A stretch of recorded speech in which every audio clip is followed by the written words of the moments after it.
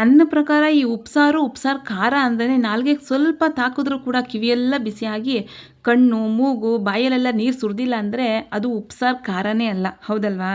ಈ ಮಂಡ್ಯ ಸೈಡ್ ಹೋಗ್ಬಿಟ್ರಂತೂ ಖಾರ ಅಂದ್ರೇನೆ ಉಪ್ಸಾರು ಅಂದರೆ ಖಾರ ಅಷ್ಟೇ. ಖಾರ ನತ್ತಿಗೆ ಹೊಡಿಬೇಕು, ನಾಲ್ಗೆ ಚುರ್ ಅನ್ಬೇಕು, ನತ್ತಿಗೆ ಹೊಡಿಬೇಕು.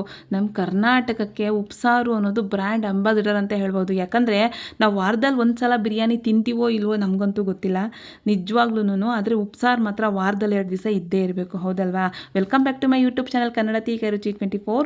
ನಾನಿಲ್ಲಿ ಇವತ್ತು ಉಪ್ಸಾರನ್ನು ಹುರುಳಿಕಾಳನ್ನ ಮತ್ತು ಬೆರಕೆ ಸೊಪ್ಪನ್ನು ಹಾಕಿ ಮಾಡ್ತಾಯಿದ್ದೀನಿ. ಇಲ್ಲಿ ನಾನು ಅರ್ಧ ಕಪ್ಪು ಹುರುಳಿಕಾಳನ್ನ ಒಂದು ಪಾನಿಗೆ ಹಾಕ್ಕೊಂಡು ನೋಡಿ ಈ ಥರ ಚೆನ್ನಾಗಿ ಡ್ರೈ ರೋಸ್ಟ್ನ ಮಾಡ್ಕೊತಾ ಇದ್ದೀನಿ. ನೋಡಿ ಆ ಹುರುಳಿಕಾಳು ಘಮ ಬರುತ್ತಲ್ಲ, ನಾನಂತೂ ಆ ಹುರುಳಿಕಾಳು ತುಂಬಾ ಸ್ಮೆಲ್ ಮಾಡ್ತೀನಿ, ಅದು ನಂಗೆ ತುಂಬ ಇಷ್ಟ.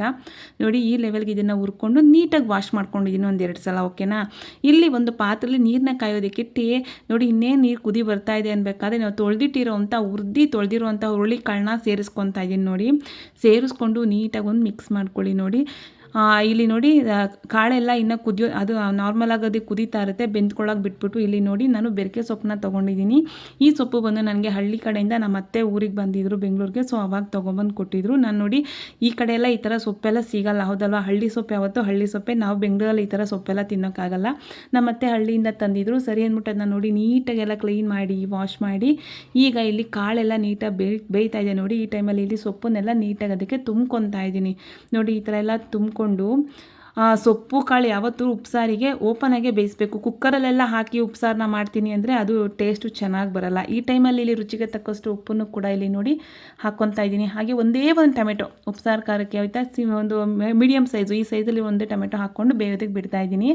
ಇಲ್ಲಿ ಖಾರಕ್ಕೆ ನಾನು ಒಂದು ಪಾನ್ಗೆ ಇಲ್ಲಿ ಒಂದು 8ರಿಂದ 10 ಒಣಮೆಣ್ಸಿನ್ಕಾಯಿ ಹಾಗೆ ಒಂದು 6 ಬ್ಯಾಡಗೆ ಮೆಣಸಿನ್ಕಾಯಿನ ಹಾಕ್ಕೊಂಡು ನೀಟಾಗಿ ಅದನ್ನ ಡ್ರೈ ರೋಸ್ಟ್ ಮಾಡ್ಕೊತಾ ಇದ್ದೀನಿ. ನೋಡಿ ಈ ಥರ ನೀಟಾಗಿ ಡ್ರೈ ರೋಸ್ಟ್ನ ಮಾಡ್ಕೋಬೇಕು. ಹಸಿ ವಾಸನೆ ಇರಬಾರ್ದು ಉಪ್ಸಾರು ಖಾರಕ್ಕೆ, ಹಾಗೆ ಹಾಕಿದ್ರೆ ಹಸಿ ವಾಸನೆ ಬಂದುಬಿಡುತ್ತೆ. ಸೊ ನೋಡಿ ಈ ಥರ ಡ್ರೈ ರೋಸ್ಟ್ ಮಾಡಿ ಹಾಕ್ಕೊಳ್ಳೋದ್ರಿಂದ ಉಪ್ಸಾರು ಖಾರ ತುಂಬಾ ಚೆನ್ನಾಗಿರುತ್ತೆ. ಹಾಗೆ ಇಲ್ಲಿ ಒಂದು ಮಿಕ್ಸರ್ ಜಾರ್ಗೆ 1 ಸ್ಪೂನ್ ಆಗೋಷ್ಟು ಜೀರಿಗೆ, 1/4 ಟೇಬಲ್ ಸ್ಪೂನ್ ಆಗೋಷ್ಟು ಕಾಳು ಮೆಣಸು, ಹಾಗೆ ಇಲ್ಲಿ 1.5 ಗಡ್ಡೆ ಬೆಳ್ಳುಳ್ಳಿ ಸಿಪ್ಪೆ ಸಮೇತ ಹಾಕ್ಕೋಬೇಕು. ಉಪ್ಸಾರಿಗೆ ಅಂತಾರೆ ಎಲ್ಲ ಐಟಮ್ಗೂ ಸಿಪ್ಪೆ ಸಮೇತ ಹಾಕಿದ್ರೆ ಬೆಳ್ಳುಳ್ಳಿ ಚೆನ್ನಾಗಿರೋದು. ಹಾಗೆ ಇಲ್ಲಿ ನಾನು ಫ್ರೈ ಮಾಡ್ಕೊಂಡಿರೋ ಅಂಥ ಮೆಣಸಿನ್ಕಾಯಿನೂ ಕೂಡ ಹಾಕ್ಕೊಂಡು ಇಲ್ಲಿ ನೋಡಿ ಅಷ್ಟರಲ್ಲಿ ಟೊಮೆಟೊ ಕಾಳೆಲ್ಲ ಚೆನ್ನಾಗಿ ಬೆಂದ್ಕೊಂಡಿರುತ್ತೆ. ಈಗ ಟೊಮೆಟೊನ ನೋಡಿ ನೀಟಾಗಿ ಟೊಮೆಟೊ ಬೆಂದ್ಕೊಂಡಿದೆ. ಈ ಟೈಮಲ್ಲಿ ನಾನು ಟೊಮೆಟೊನ ಹಾಕ್ಕೊತಾ ಇದ್ದೀನಿ. ನಾವು ಕಾಳು ಹುರಿದಿರೋದ್ರಿಂದ ಬೇಗ ಬೆಂದ್ಕೊಬಿಡುತ್ತೆ. ಸೊಪ್ಪು ಜಾಸ್ತಿ ಬೇಯೋ ಅವಶ್ಯಕತೆ ಇಲ್ಲ, ಒಂದು 5ರಿಂದ 10 ನಿಮಿಷಕ್ಕೆಲ್ಲ ಬೆಂದ್ಕೊಂಡ್ಬಿಡುತ್ತೆ ಸೊಪ್ಪು. ನೋಡಿ ನೀಟಾಗಿ ಕಾಳು ಕೂಡ ನೀಟಾಗಿ ಬೆಂದಿದೆ. ಇಲ್ಲಿ ಒಂದು ಅರ್ಧ ಸೌಟ್ ಆಗೋಷ್ಟು ಹುರುಳಿಕಾಳನ್ನು ಇಲ್ಲಿ ಹಾಕ್ಕೊತಾ ಇದ್ದೀನಿ. ಇಲ್ಲಿ ಒಂದು ಅರ್ಧ ನಿಂಬೆಹಣ್ಣು ಗಾತ್ರದಷ್ಟು ಹುಣಸೆ ಹಣ್ಣನ್ನು ನೆನೆಸಿಟ್ಟಿದೆ. ನೋಡಿ ಆ ಹುಣಸೆ ಹಣ್ಣನ್ನು ಕೂಡ ಇಲ್ಲಿ ಹಾಕ್ಕೊಂಡಿದ್ದೀನಿ. ಹಾಗೆ ರುಚಿಗೆ ತಕ್ಕಷ್ಟು ಸ್ವಲ್ಪ ಉಪ್ಪು, ಇಲ್ಲಿ ನಾನು ಕಲ್ಲುಪ್ಪನ್ನು ಹಾಕ್ಕೊತಾ ಇದ್ದೀನಿ. ಹಾಗೆ ಇಲ್ಲಿ ನಮ್ಮ ಕುಕ್ಕಿಂಗ್ ಡೆಕೋರೇಷನ್ ಕ್ವೀನ್, ಉಪ್ಸಾರು ಬಸ್ಸಾರಿಗೆ ಕೊತ್ತಂಬರಿ ಸೊಪ್ಪಿಲ್ಲ ಅಂದರೆ ಚೆನ್ನಾಗೇ ಆಗಲ್ಲ ನನ್ನ ಪ್ರಕಾರ. ನೋಡಿ ಹಾಕಿ ಈ ಥರ ತರಿಯಾಗಿ ರುಬ್ಕೋಬೇಕು. ಉಪ್ಸಾರು ಖಾರ ರುಬ್ಬೋದು ಒಂದು ಮೆಥಡ್ ಇದೆ, ಅದು ನೈಸಿಗೆಲ್ಲ ರುಬ್ಬಾರ್ದು. ನೋಡಿ ಈ ಥರ ತರಿಯಾಗಿರಬೇಕು. ಈ ಕನ್ಸಿಸ್ಟೆನ್ಸಿ ಇದ್ದರೆ ಕರೆಕ್ಟಾಗಿದೆ ಉಪ್ಸಾರು ಅಂತ. ನೋಡಿ ಆಗಲೇ ಬಾಯಲ್ಲಿ ನೀರು ಬರ್ತಾ ಇದೆ ಅಲ್ವಾ ನಿಮ್ಮೆಲ್ರಿಗೂ. ನೋಡಿ ಈ ಥರ ಇದ್ದರೆ ನಮ್ಮ ಖಾರವಾಗಿರುವಂಥ ನಮ್ಮ ಕರ್ನಾಟಕ ಸ್ಪೆಷಲ್ ಉಪ್ಸಾರು ಖಾರ ರೆಡಿ ಆಯಿತು. ಇಲ್ಲಿ ನಾವು ಸೊಪ್ಪು ಕಾಳು ಒಗ್ಗರಣೆ ಮಾಡ್ಕೊತಾ ಇದ್ದೀವಿ. ಒಂದು ಪಾತ್ರೆಗೆ ಇಲ್ಲಿ ನಾನು ಸ್ವಲ್ಪ ಎಣ್ಣೆ ಸಾಸಿವೆ ಹಾಕಿ, ಸಾಸಿವೆ ಎಲ್ಲ ಚಿಟಪಟ ಅಂದಮೇಲೆ ಇಲ್ಲಿ 2 ಮೀಡಿಯಮ್ ಸೈಜ್ ಈರುಳ್ಳಿನ ಸಣ್ಣದಾಗಿ ಹೆಚ್ಚಿ ಒಂದು 6 ಒಣಮೆಣಸಿನ್ಕಾಯಿನ ಹಾಕಿ ಇಲ್ಲಿ ಚೆನ್ನಾಗಿ ಒಂದು 2 ನಿಮಿಷ ಫ್ರೈ ಮಾಡ್ಕೊತಾ ಇದ್ದೀನಿ. ಇದೆಲ್ಲ ಫ್ರೈ ಮಾಡ್ಕೋಬೇಕಾದ್ರೆ ಇದಕ್ಕೆ ರುಚಿಗೆ ತಕ್ಕಷ್ಟು ಸ್ವಲ್ಪ ಉಪ್ಪನ್ನು ಹಾಕ್ಕೊಳ್ಳಿ. ಯಾಕಂದರೆ ನಾವು ಸೊಪ್ಪನ್ನ ಬೇಯಿಸ್ಬೇಕಾದ್ರೆ ಉಪ್ಪನ್ನ ಹಾಕ್ಕೊಂಡಿರ್ತೀವಿ ಸೊಪ್ಪು ಕಾಳುಗಲ್ವ. ಇಲ್ಲಿ ಈರುಳ್ಳಿಗೆ ಮಾತ್ರನೇ ಉಪ್ಪು ಹಾಕ್ಕೊಳ್ಳಿ ಸ್ವಲ್ಪ. ನೋಡಿ ಉಪ್ಪನ್ನೆಲ್ಲ ಹಾಕಿ ನೀಟಾಗಿ ಇದನ್ನು ಒಂದು 20 to 30 ಸೆಕೆಂಡ್ಸ್ ಚೆನ್ನಾಗಿ ಇದನ್ನು ಫ್ರೈ ಮಾಡ್ಕೊಳ್ಳಿ. ಸೀದಿಸ್ಕೋ ಅವಶ್ಯಕತೆ ಇಲ್ಲ, ಜಾಸ್ತಿ ಫ್ರೈ ಮಾಡಬೇಕು ಅನ್ನೋ ಅವಶ್ಯಕತೆ ಇಲ್ಲ. ಸೊಪ್ಪು ಕಾಳು ಬೇಗ ಒಗ್ಗರಣೆ ಮಾಡ್ಕೋಬೋದು. ಇಲ್ಲಿ ಸೊಪ್ಪು ಮತ್ತು ಕಾಳನ್ನು ನಾನು ಬಸ್ತಿಟ್ಕೊಂಡಿದ್ದೆ. ಓಕೆನಾ? ಇಲ್ಲಿ ಬಸ್ತಿರೋ ಅಂಥ ಸೊಪ್ಪು ಕಾಳನ್ನು ಕೂಡ ನೀಟಾಗಿ ಇಲ್ಲಿ ಹಾಕ್ಕೊಂಡು ನೀಟಾಗಿ ಒಂದು ಮಿಕ್ಸ್ ಮಾಡ್ಕೊಳ್ಳಿ. ಓಕೆನಾ?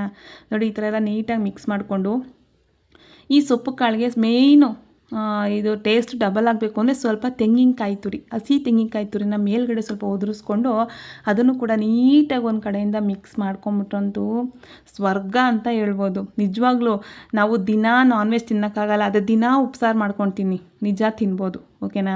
ನಾನ್ ವೆಜ್ಜು ನಾವು ಒಂದಿನ ಮಾಡಿದ್ರೆ ಇವತ್ತು ಮಾಡಿದ್ದೀವಿ, ಸಂಡೇ ಟೈಮ್ ನಾವು ನಾನ್ ವೆಜ್ ಮಾಡ್ತೀವಲ್ಲ, ಮಾಡಿದಾಗ ಒಂದು ಟೈಮ್ ತಿಂದರೆ ನಮಗೆ ನೆಕ್ಸ್ಟ್ ಟೈಮ್ ತಿನ್ನಬೇಕು ಅಂತ ಅನ್ಸೋದಿಲ್ಲ. ಅದು ಈ ಉಪ್ಸಾರು ಹಂಗಲ್ಲ, ಇದು ಜೀರ್ಣಶಕ್ತಿನ ತುಂಬ ಇಂಪ್ರೂವೈಸೇಷನ್ ಮಾಡುತ್ತೆ. ಸೊ ಬೆಳಗ್ಗೆ ತಿಂದರೆ ಮಧ್ಯಾಹ್ನಕ್ಕಾಗಲೇ ಹೊಟ್ಟೆ ಹಸಿತಾ ಇರುತ್ತೆ, ಮಧ್ಯಾಹ್ನದಿಂದ ರಾತ್ರಿ ಕಾಲೇ ಹೊಟ್ಟೆ ಹಸಿತಾ ಇರುತ್ತೆ, ಅಂಥ ಪವರ್ ಇದಕ್ಕೆ ಉಪ್ಸಾರು. ಅದಕ್ಕೆ ನಮ್ಮ ಕರ್ನಾಟಕಕ್ಕೆ ಬ್ರ್ಯಾಂಡ್ ಅಂಬಾಸಿಡರ್ ಅಂತ ನಾನು ಹೇಳಿದ್ದು. ವಿಡಿಯೋ ಯಾರಿಗೆಲ್ಲ ಇಷ್ಟ ಆಯಿತು ಲೈಕ್ ಮಾಡಿ, ಶೇರ್ ಮಾಡಿ, ಕಮೆಂಟ್ ಮಾಡಿ. ಹಾಗೆ ನನ್ನ ತಪ್ಪದೆ ಫಾಲೋ ಮಾಡೋದು ಮಾತ್ರ ಮರಿಬೇಡಿ. ನೀವು ಕೊಡೋ ಒಂದು ಲೈಕು ಕಮೆಂಟೇ ನಂಗೆ ನೆಕ್ಸ್ಟ್ ವೀಡಿಯೋಗೆ ಮೋಟಿವೇಶನ್ ಆಗಿರುತ್ತೆ. Thank you so much. Love you all. Take care. Bye bye ಅಂತ ಹೇಳ್ತಾ ವಿಡಿಯೋನ ಇಲ್ಲಿಗೆ ಮುಗಿಸ್ತಾ ಇದ್ದೀನಿ. ನೋಡಿ ಎಷ್ಟು ಚೆನ್ನಾಗಿದೆ. ಬಾಯ್ ಬಾಯ್.